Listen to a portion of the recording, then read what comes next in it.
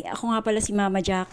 18 years na ako nanay. Ibig sabihin, 18 years na rin paulit-ulit ang routine ko dito sa bahay. Kaya madalas ganito.